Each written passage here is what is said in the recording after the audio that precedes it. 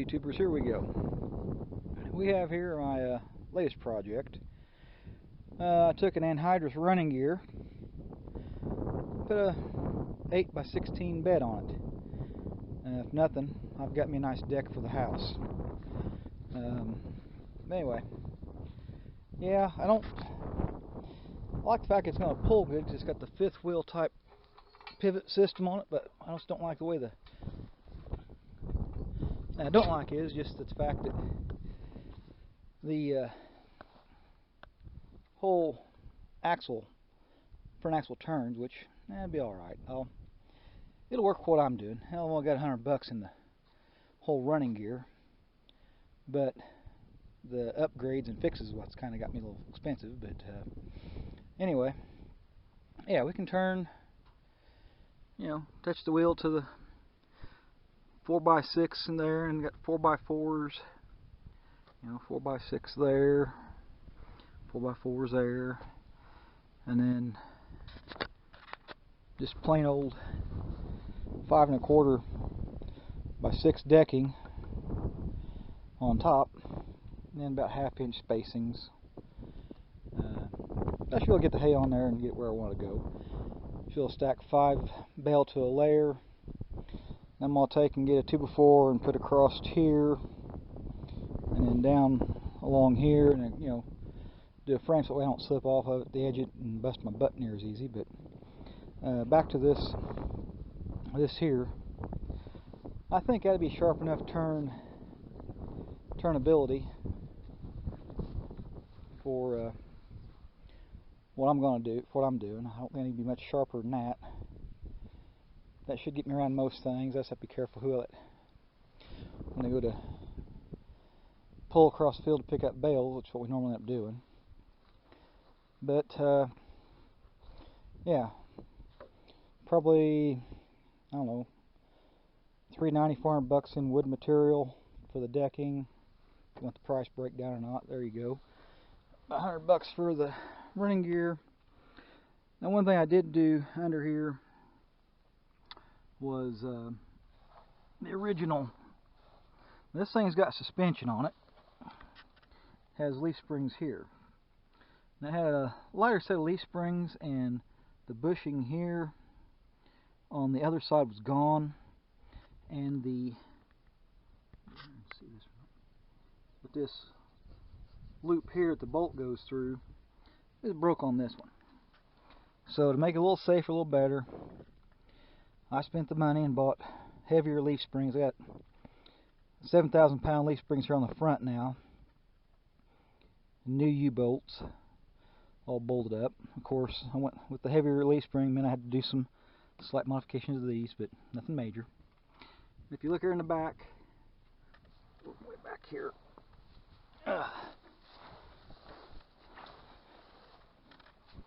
the back also has a coil spring wrapped around the axle for suspension.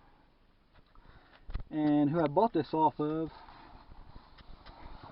had this channel on here that actually went across the back axle, and then there's one on the front.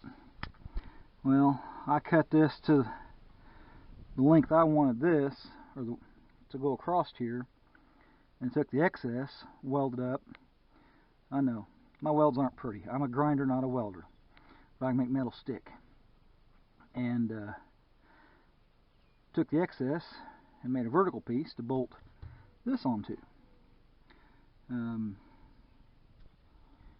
so that should work out pretty well. Now, I may end up later on down the road, I may have to put a 2x4 under here to space this up a little bit higher, because I'm not sure how the weight's going to react, or the bale's going to react with the gap here on the tire in the 4x4. I guess where it gets to where it wants to rub a lot. Sorry about that, arm.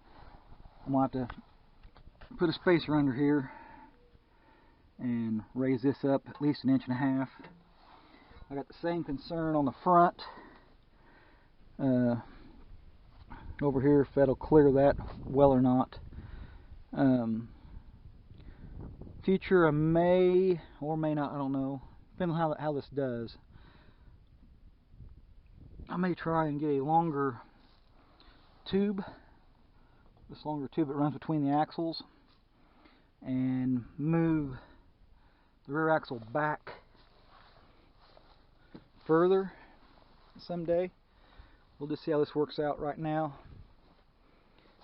I'm hoping to be alright, but yeah, we're going to do that, and then put a backstop on here, and I'll set up to where I got metal worked on last night that will come off of here and around and back here, and I can just drop the 4x4s and go to the field and let whoever stack up against tie them tight to them.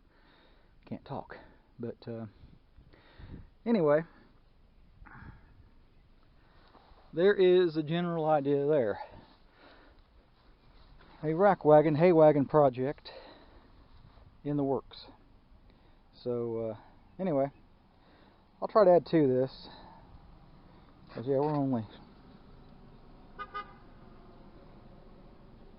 6 minutes into this. So I'll get you some shots of the 2x4 border on it and the back part put on it, and I'll get that showed to you. But anyway, I'm going to stop here and I'll get this around where I can do some work on it, and I'll show you what I've done. So give me a little bit and I'll show you what I've done. Hang on.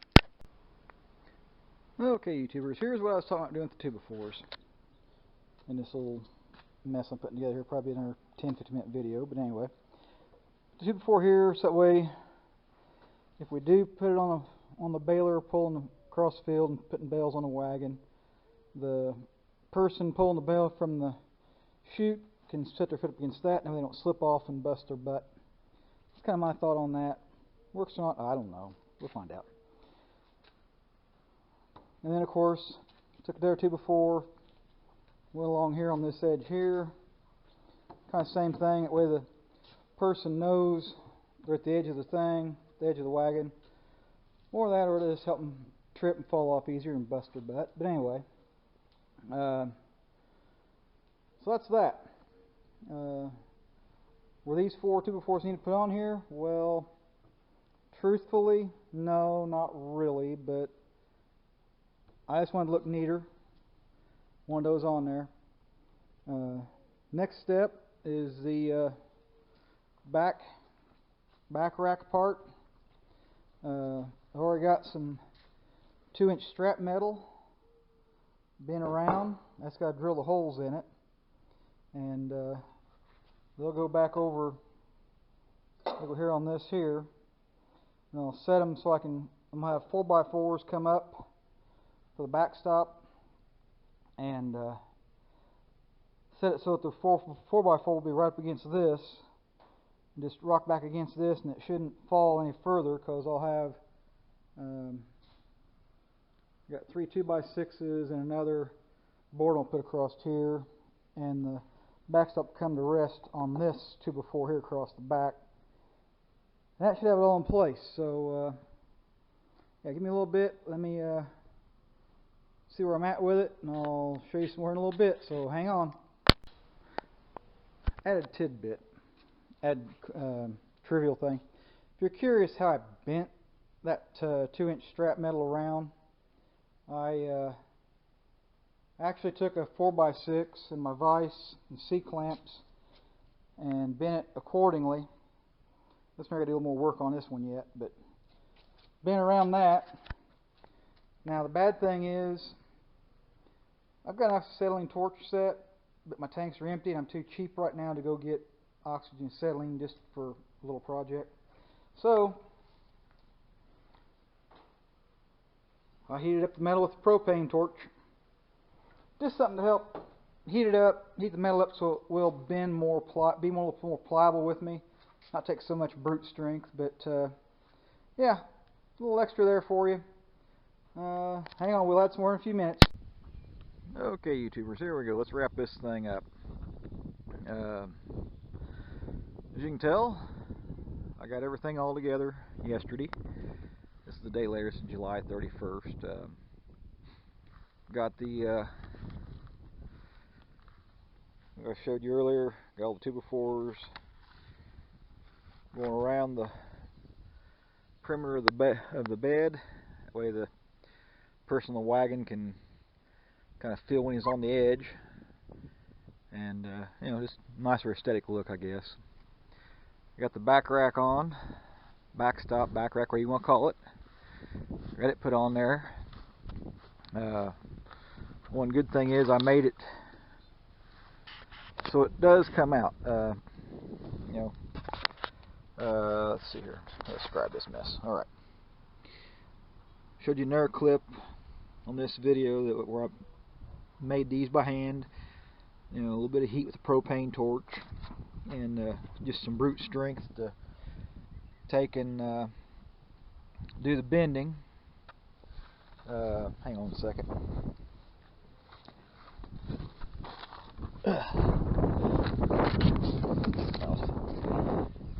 Trash blowing around. But anyway, to make them, this does just pop right out. A little bit of, again, brute strength to pop it out, but it comes right out. Took a router, round off these corners here, so way they'll fit down in here real nice and neat. Now this one here I screwed up. Hate to admit it, but I kind of screwed up.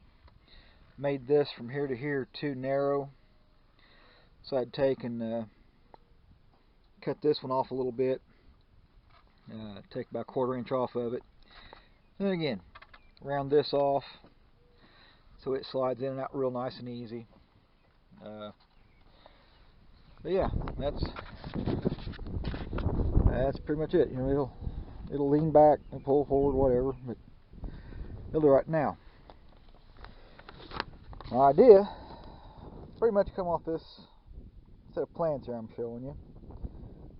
Found these online, just bringing up, you know, wagon beds, hay wagon, whatever, and rack wagon. But found this blueprint here, down and just printed off a copy of it. Get me a general idea of what materials could be used, what spacing to put the cross beams at, so on and so forth. But yeah, basically just used this as a guideline and then went from there.